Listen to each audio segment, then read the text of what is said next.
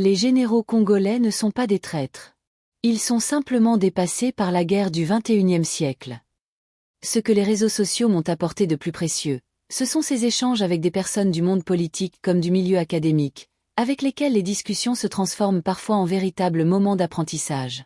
Je viens d'ailleurs de passer près de 3/4 d'heure particulièrement enrichissant à échanger avec un expert en questions militaires, ancien membre des forces armées congolaises, 1998-2003, et aujourd'hui actif dans le secteur de l'armement en Occident. Voici quelques enseignements clés que je retiens de cet échange avec cet expert. Félix Tshisekedi pense qu'il est trahi. Or ce n'est pas le cas. Les généraux congolais n'ont aucune idée de la guerre du XXIe siècle, qui est une combinaison de plusieurs facteurs. Les drones, les brouillages et les contre-mesures électroniques, les munitions guidées et intelligentes, les nouvelles tactiques de combat d'infanterie, où on privilégie l'usage d'unités légères et mobiles, à l'échelon de peloton, car cela facilite les infiltrations et les débordements. Malheureusement, dans cette guerre, tu as en face les FARDC qui utilisent toujours des unités lourdes, difficilement manœuvrables, à l'échelon bataillon, régiment, brigade.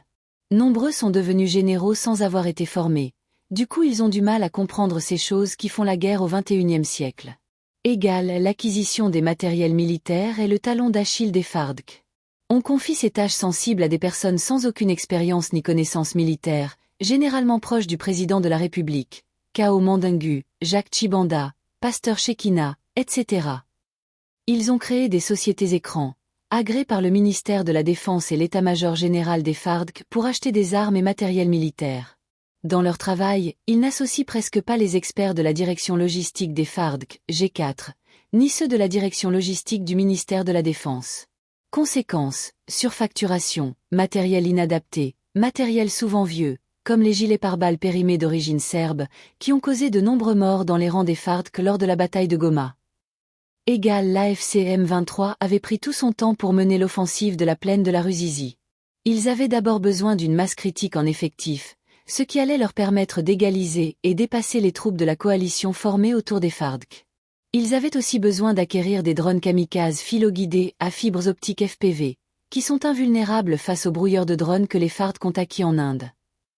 Ces drones kamikazes ont détruit les différents convois logistiques qui quittaient Uvira pour ravitailler l'Uvinji en munitions, carburant et vivres. Une fois la logistique FARDC neutralisée, la bataille de l'Uvinji était perdue.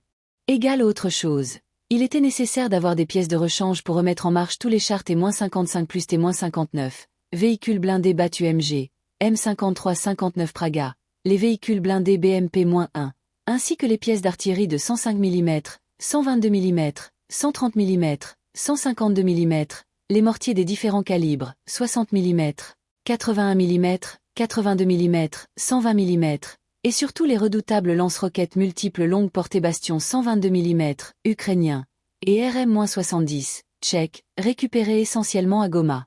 Comme tu le sais, 40% des équipements lourds des FARDC étaient stationnés à Goma et à Bukavu.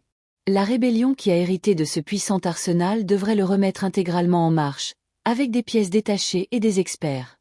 Selon mes informations, ce sont des ingénieurs éthiopiens qui ont discrètement remis en état cet arsenal.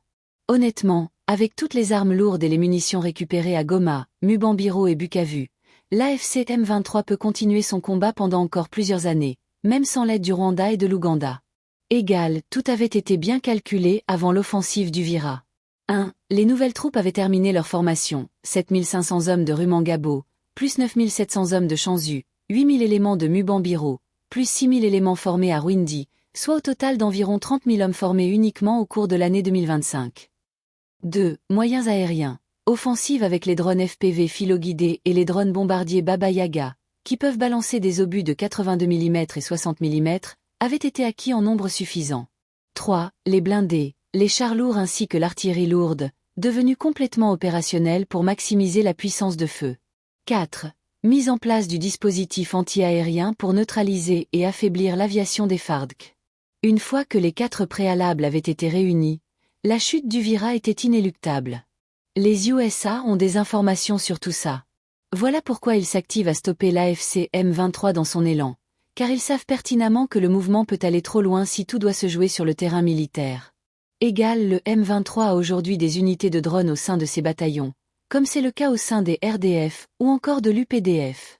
Ils ont des obus intelligents et guidés, les fameux Soltam israéliens. Ils sont efficaces dans les tirs de contre-batterie. Grâce à ces obus guidés, ils ont réussi à neutraliser l'artillerie lourde des FARDC lors de la bataille de Camagnola.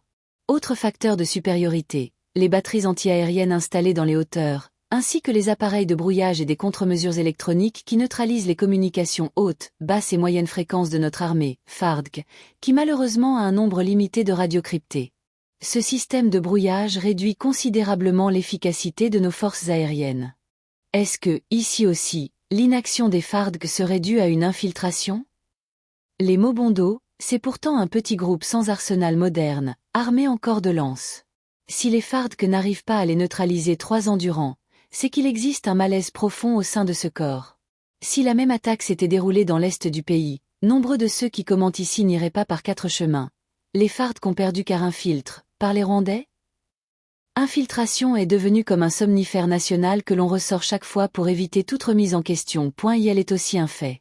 Le président Félix Tshisekedi a joué un rôle déterminant dans la désintégration des forces armées de la République démocratique du Congo, FARDC, dès son accession à la tête du pays en 2019. Les revers militaires auxquels nous assistons aujourd'hui résultent, en partie, de ces choix hasardeux et de décisions prises sans la rigueur stratégique qu'exigeait la situation. Tenez! Lorsque Félix Tshisekedi accède au pouvoir en janvier 2019, les officiers supérieurs des FARDC, notamment les généraux, qu'il trouve sont ceux qui ont rejoint l'armée au cours des 2 dernières décennies, notamment à la suite de l'avènement de l'AFDL en 1996. Ce qui caractérise ces officiers supérieurs.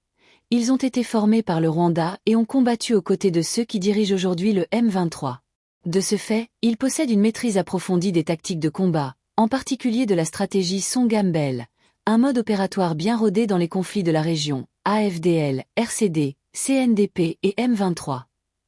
Félix Tshisekedi s'empressera de politiser et de tribaliser l'armée. De nombreux officiers, issus de l'ex-AFDL, seront injustement accusés de connivence avec l'ennemi, ou alors on leur prêtera des intentions de continuer à faire allégeance à Joseph Kabila. Certains seront incarcérés à la prison militaire de Ndolo, tandis que d'autres, placés sous l'autorité de l'état-major à Kinshasa, se retrouveront en train d'errer dans la capitale, réduits à l'inactivité et privés de toute fonction. Des généraux comme Mindo, Yave, Sikabwe, Smith, Ruorimbert, Rugeyi, Yave, Zelwa, se verront rappelés à Kinshasa, tandis que d'autres seront envoyés en prison, souvent sans motif valable, juste à cause de la méfiance du nouveau pouvoir, qui redoutait que ces généraux restent loyaux à l'ancien chef de l'État, Joseph Kabila. Les FARDC se verront décapités de ces officiers rodés à la technique Songambele, victimes de décisions dictées par la crainte plutôt que par la raison. Un nouveau type de généraux et responsables de l'armée verra le jour. Des colonels, jugés loyaux au chef de l'État, seront rapidement catapultés généraux et chefs du commandement militaire. Égal Christian Chiwewe. En 3 ans, il gravira tous les échelons au sein du commandement supérieur des FARDC. Entre 2020 et 2023, Félix Tshisekedi fera de lui d'abord général-major, puis lieutenant-général, avant de le couronner avec le grade de général d'armée, le grade le plus élevé dans la hiérarchie des FARDC, sans que Christian n'ait fait preuve d'un quelconque acte de bravoure au sein des FARDC, et sans qu'il n'ait remporté une quelconque victoire. Chef d'état-major des FARDC pendant 3 ans, sans réel résultat, Félix Tshisekedi le remplace en décembre dernier et fait de lui son conseiller militaire. Égal Chiko Chitambwe. Colonel du temps de Joseph Kabila, il est bombardé général par Félix Tshisekedi qui lui confiera la direction des opérations dans l'est du pays, sans réel résultat. Entre 2023 et 2024, des localités vont continuer à tomber sous contrôle de l'AFC M23, sans que personne ne questionne sa capacité à gérer les opérations sur ce front. En décembre 2024, malgré un bilan négatif dans l'est du pays, c'est à lui qu'on confiera la première zone de défense. Égal Edi Kapan. L'homme a passé 20 ans en prison, 20 ans durant lesquels il était coupé de la réalité militaire, privé de combat, d'entraînement et de commandement. Colonel lors de son arrestation en 2001, il est libéré en 2021 par Félix Tshisekedi, puis catapulté au rang de général au sein des FARDC. Comme si 2 décennies d'inaction pouvaient être effacées d'un revers de la main. Pourtant, en 20 ans d'incarcération, on est déconnecté des dynamiques du front, on n'a plus de l'expérience sur les nouvelles stratégies de guerre, etc. En octobre 2023, il se voit attribuer le poste de commandant de la 22 région militaire. Égal John Chibangu. Arrêté et placé en prison du temps de Joseph Kabila pour A. Participation à un mouvement insurrectionnel, B. Rébellion et C. Désertion. L'homme finit par être libéré lorsque Félix Tshisekedi accède au pouvoir. En 2020, Félix Tshisekedi l'élève au grade de général de brigade et le nomme commandant de la 21e région militaire, couvrant les 5 provinces de l'espace Kasaï. Ce ne sont là que quelques exemples parmi tant d'autres. Je pourrais allonger la liste, la décliner en une succession de décisions désastreuses qui, depuis 2019, ont méthodiquement démantelé l'armée congolaise, FARDC. Mais ce bref aperçu suffit à illustrer une réalité implacable. L'effondrement progressif des FARDC sous le poids d'une gestion hasardeuse et d'une politisation dévastatrice. Aujourd'hui, nous en payons le prix, et ce prix est lourd. Tout observateur averti de la politique congolaise sait qu'entre la transition de 2003 et le départ de Joseph Kabila en 2018, l'armée congolaise a connu des réformes profondes. Tout n'était pas parfait, loin de là. Les défis étaient immenses, les résistances nombreuses. Mais il y avait une volonté, une dynamique de structuration qui visait à donner aux FARDC une cohérence, une discipline, une capacité d'intervention réelle. Année après année, des formations spécialisées avaient été menées, des unités mieux structurées, et surtout, on s'efforçait de créer une armée avec une véritable chaîne de commandement.